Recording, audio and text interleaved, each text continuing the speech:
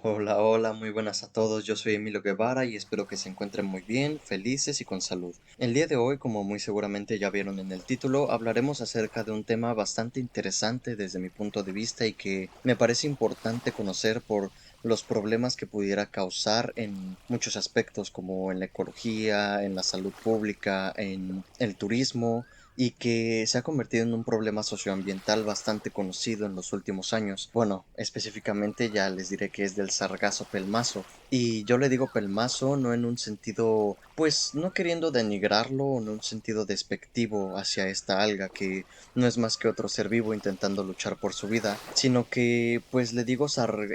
le digo pelmazo porque cuando le decimos pelmazo a alguien, le estamos diciendo que es insistente, que puede llegar a ser molesto o que es difícil deshacerse de él, y como ya veremos más adelante, pues son cualidades que describen perfectamente al sargazo. Sin embargo, esto no quiere decir que sea malo, porque como ya mencioné, solo es otro ser vivo intentando sobrevivir y tal vez quisiera llegar a exponerles y que vean un poco el punto en el que, pues la forma en la que nos hemos estado relacionando con nuestro ambiente y cómo obtenemos las cosas de una forma un poco caprichosa o sin preguntarnos realmente cuánto daño estamos haciendo a nuestro paso, pues ha causado todo esto, incluso ha llegado a causar una pandemia que está a punto de cumplir un año de ser declarada. Para comenzar, quisiera decirles que esto lo voy a abarcar como un problema socioambiental, con algunas explicaciones de unos conceptos físicos o químicos, porque es parte de mi proyecto final para química y física del agua. Yo actualmente estudio manejo sustentable de zonas costeras y iniciar este podcast es un proyecto pues extracurricular que quiero para comenzar a divulgar contenido científico. Bueno, para empezar, este fenómeno que conocemos como arribazones de sargazo, que es la llegada de cantidades de material algal o algas en grandes cantidades, específicamente o especialmente en la zona del Caribe, pero también en costas africanas, sudamericanas, en Brasil y pues en otros lugares en donde ha causado problemas a las comunidades que viven ahí, que dependen directamente de los recursos que les propicia la zona costera. Y bueno, que no solamente se detiene ahí, no solo afecta a la salud pública y a los turistas con una desagradable sensación a tener las algas pegadas al cuerpo cuando sales de bañarte del mar, o ese olor como azufre, un olor a putrefacción fétido que a nadie le agrada y que también ha afectado al sector turismo. Que bueno, también y una de las principales afectaciones que a mí me preocupan y a bastantes personas nos preocupan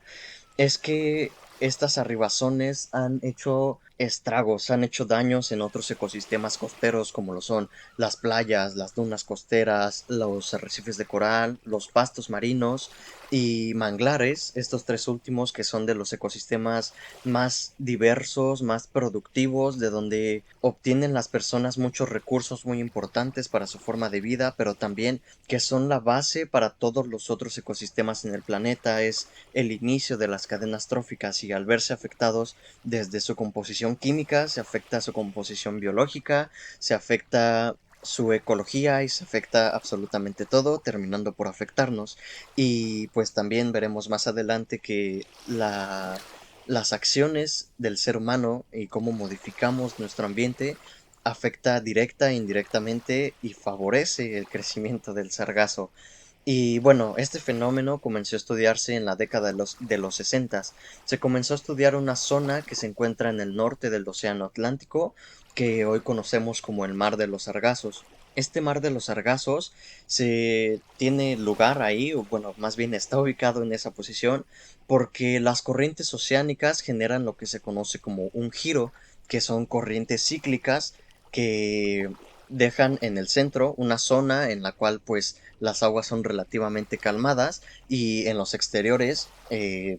crea un movimiento tanto de, por ejemplo, en este caso de sargazo, de nutrientes, de energía calorífica, de plásticos, de cualquier cosa que pueda ser arrastrada por el agua, va a ser arrastrada por estas corrientes. Pero bueno, este mar de los sargazos está un poco más pegado a lo que es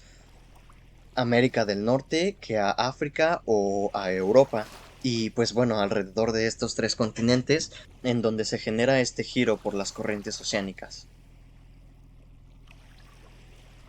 Me parece que también es importante aclarar que cuando decimos la palabra sargazo o sargazos, no nos estamos refiriendo a una única especie, sino que nos estamos refiriendo a un género completo de algas. En este tema, en el tema de las arribaciones del sargazo, específicamente en el Caribe, encontramos principalmente dos de las especies que más encontramos en el Océano Atlántico, las cuales son Sargassum fluitans y Sargassum natans. Yo les podría decir aquí que son macroalgas holopelágicas que habitan en el giro subtropical del Atlántico Norte, pero bueno, básicamente esto es lo que ya les expliqué del mar de los sargazos, y en cuanto al término de macroalgas, nos estamos refiriendo a que no son algas microscópicas, no son algas que estén compuestas por una sola célula, sino que están conformadas por muchas células, como nosotros los humanos decimos que somos multicelulares. Y holopelágicas se refiere a que viven en todo lo que es el piélago. El piélago es la parte más superficial de la columna de agua, teniendo en cuenta que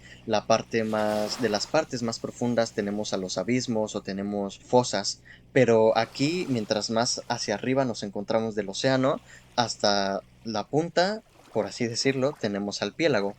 Y pues para que estas algas puedan vivir en el piélago, evidentemente no pueden estar atadas al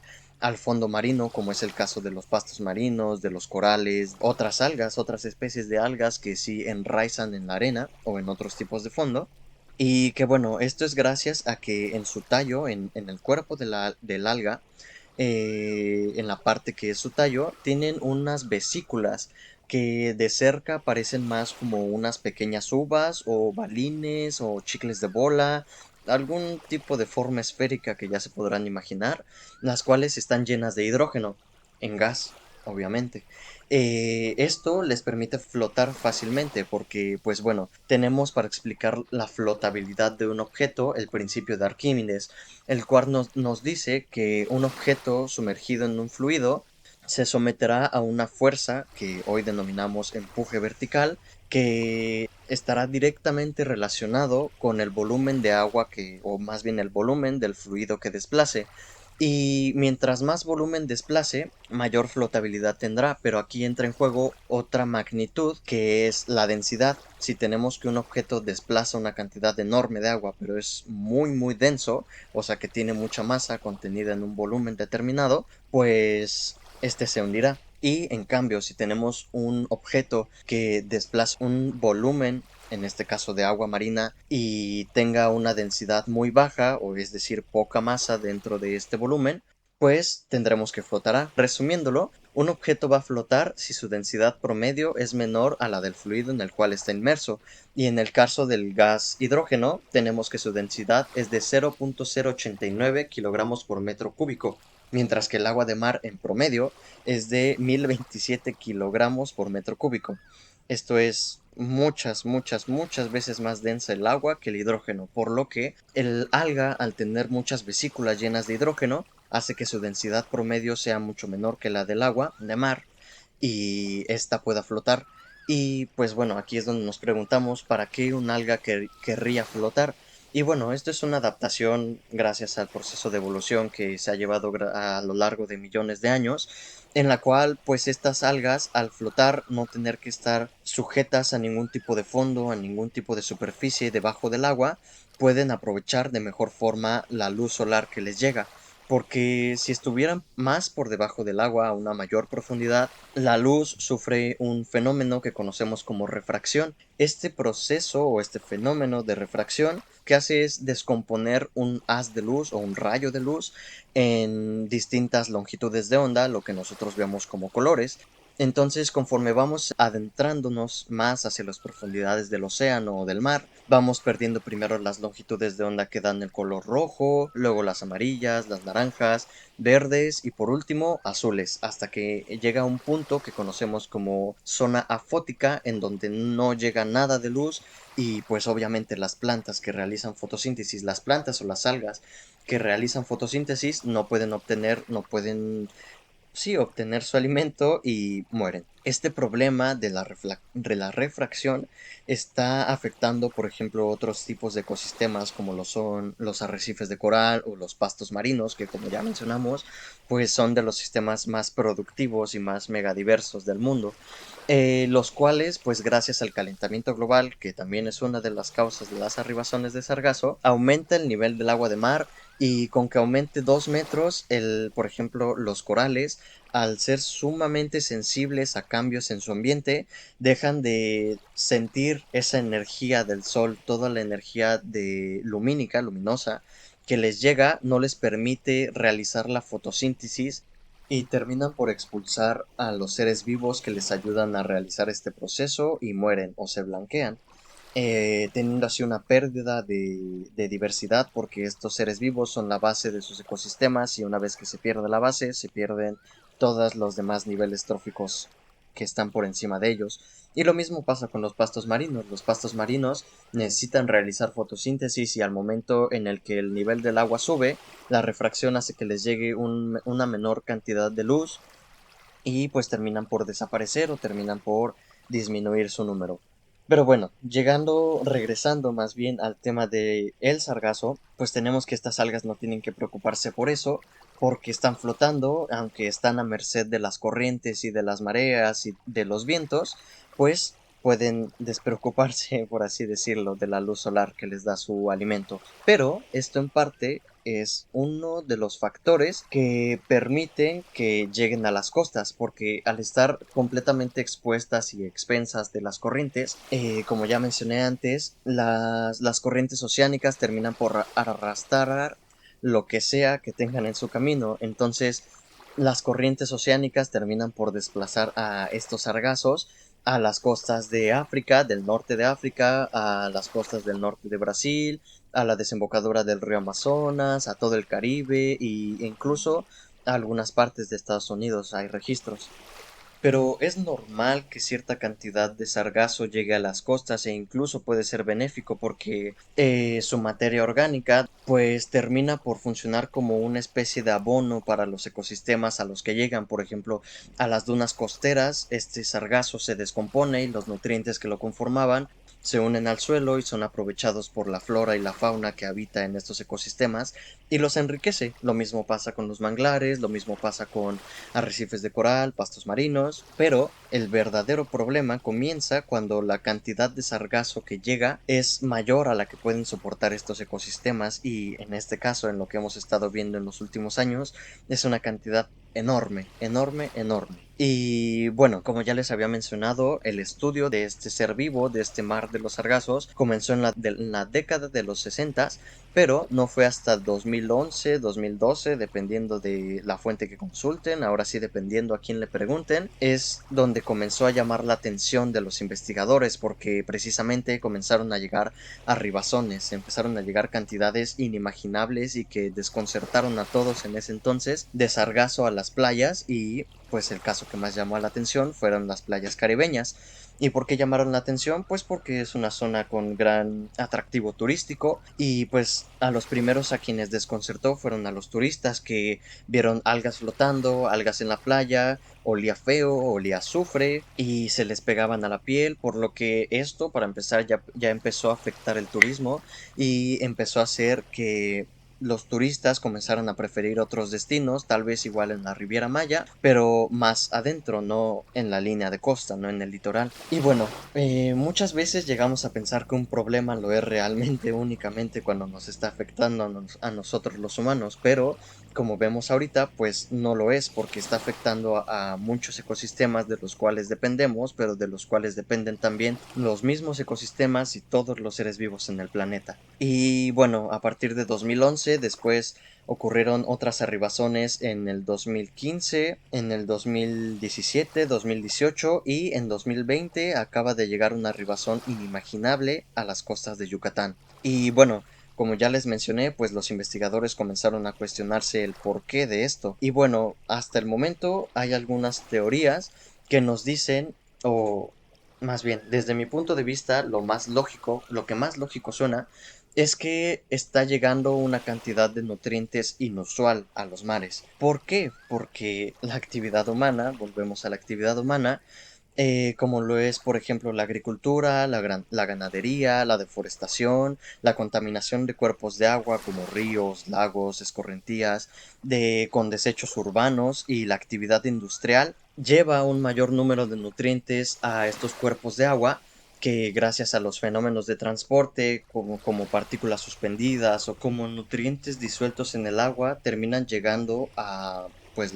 a las zonas costeras, a los mares, y pues una de las principales teorías lo que nos dice es que el río Amazonas es uno de los principales cuerpos de agua que aportan a este proceso que conocemos como eutrofización. Este proceso en el cual se enriquecen los cuerpos de agua con una cantidad, en este caso excesiva, de nutrientes. Y bueno, el río Amazonas termina por desembocar en el Océano Atlántico, en donde se unen con las corrientes cálidas que van del Ecuador hacia el norte, pasando por el Caribe, llegando al Mar de los Sargazos, y pues ya mencionan unos autores, Enríquez, Aldana y Vidal, en el 2020, que la química, y yo agregaría que la física de los océanos se ha modificado, y con ello la floración del alga,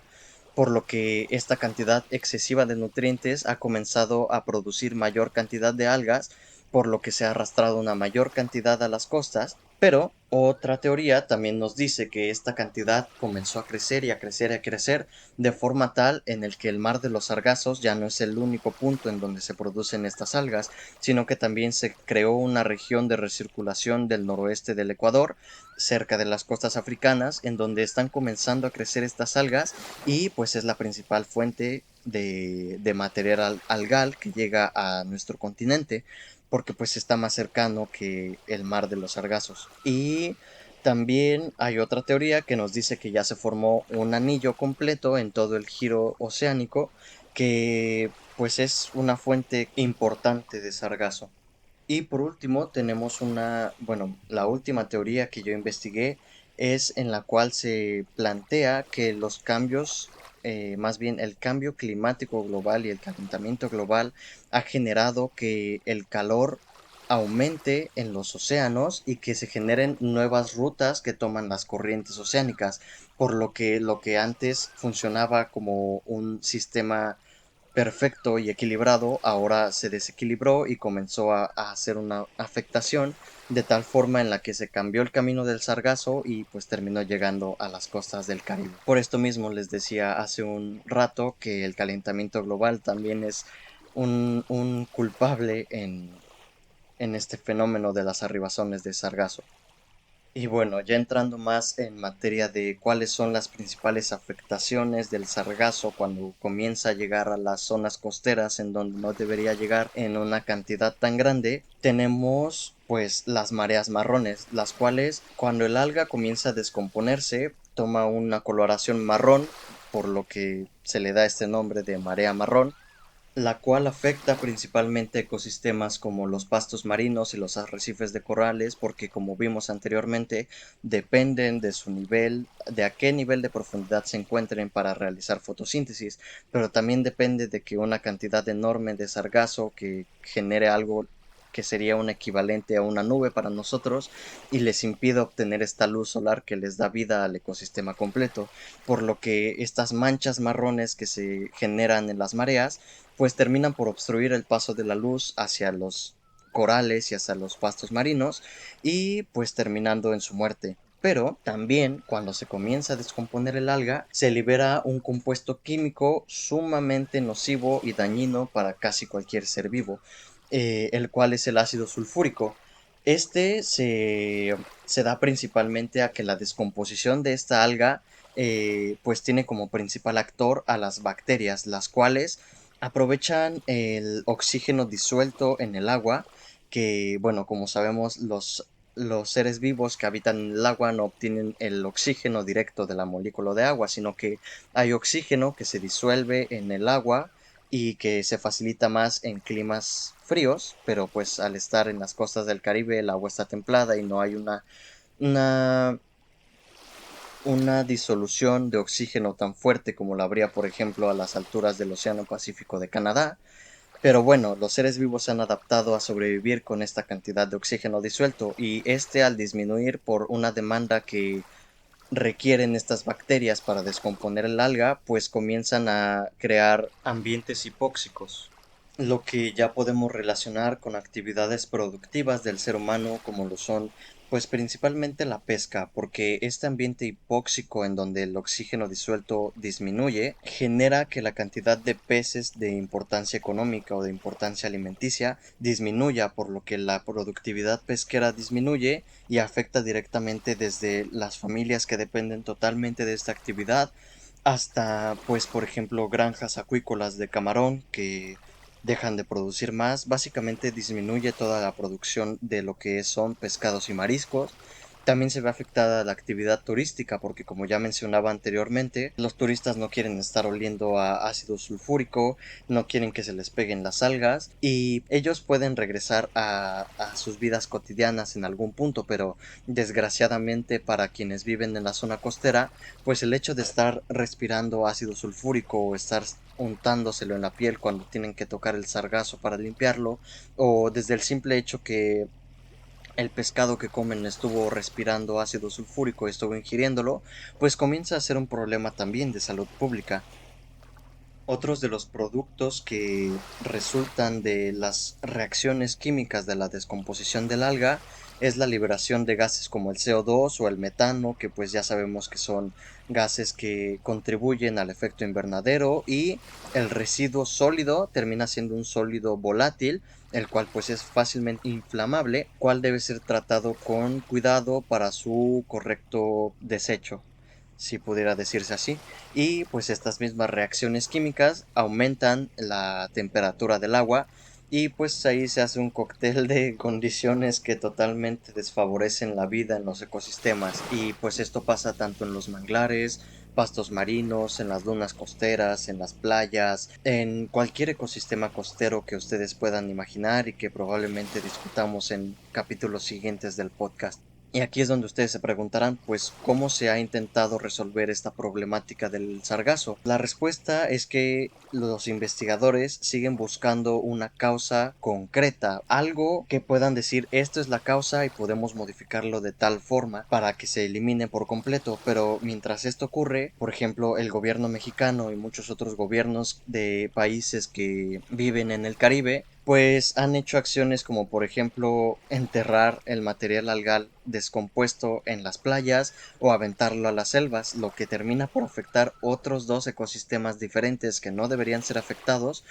y pues igual rompen el equilibrio, el ácido sulfúrico se sigue liberando, sigue siendo un sólido volátil y terminan por ser las mismas afecciones que en los otros ecosistemas, pero en otro ecosistema. Y pues bueno, estas son acciones poco planeadas que con el paso de los años, a partir del 2011, 2012 hasta el actual 2021, pues han mejorado. Porque, por ejemplo, ya hay algunas personas que se dedican a encontrar una forma sustentable de aprovechar esta materia orgánica, esta alga, desde la creación de zapatos, de textiles, de casas, incluso botellas, lo que sea, lo que les ocurra, ahorita se está recibiendo cualquier tipo de aportación a este problema y se están intentando sacar provecho de estas algas que, si lo viéramos desde la perspectiva únicamente humana, pues no sirven para nada y solo nos afectan. Pero yo creo que estas acciones, si bien están bien intencionadas y son bastante útiles, no son suficientes para resolver este problema o para aprovecharlo de una manera bastante considerable, porque en los años 60, cuando apenas se estaba descubriendo el mar de los Sargazos, se encontró que había una estacionalidad en la cual surgía un poco más de material algal, que va de abril hasta agosto, que aunque es una temporada bastante larga del año, pues la otra parte del año es una producción, o habría una producción en caso de que se aprovechara el material algal que llega al Caribe y a los otros países, pues tienen que tener en cuenta que no siempre va a estar llegando la misma cantidad y que probablemente en algún punto la demanda va a sobrepasar la cantidad de producción. Y desde mi punto de vista, creo que como es un problema de categoría internacional, la solución debería serlo también. Porque Pues sí, todos los países están contribuyendo con contaminantes de nutrientes a los cuerpos de agua, como los fertilizantes de la agricultura o los desechos de la ganadería y de la deforestación o el mal manejo, el mal tratamiento de los residuos urbanos, lo que está provocando este problema. Entonces, lo más recomendable sería que se encontrara la forma de hacer tratados internacionales o alguna especie de reglamento o alguna comisión que se encargue de regular este fenómeno o este problema, si lo queremos llamar de esta forma. Y también, pues obviamente que se siga y se incentive el trabajo de investigación que realizan muchas instituciones de prestigio y también de las comunidades que pueden aprovecharlo y que pueden aportar bastante conocimiento que en algunos casos es difícil que las instituciones de investigación obtengan de otro lado. Y pues creo que esa sería como mi única propuesta de manejo, que se regule cómo se va a desechar el sargazo, por ejemplo, que no se entierre en las playas o que no se tire a la selva así como así, y que pues sí, que se lleve un registro, porque principalmente en el Caribe hace algunos años no había un registro acerca de cuál era la cantidad exacta de sargazo que llegaba. Entonces nos queda un largo camino por recorrer para resolver este problema, para aprovecharlo, para cambiar, pero desde mi punto de vista también puede ser una solución la divulgación, que la población en general se informe, que todos sepamos cómo podemos ayudar con nuestro granito de arena y cómo podemos saber qué es lo que está pasando para poner manos a la obra y poder ayudar de una mejor forma. Y bueno, eso sería todo de mi parte. Espero que mi forma de explicarles haya ayudado a entender un poco más los datos acerca del tema. Si quieren revisar la bibliografía que yo consulté, se las dejaré en la caja de descripción o si estamos en Spotify en mis redes sociales, @Purple Man Group, como está en la foto. Y nos vemos en la que sigue.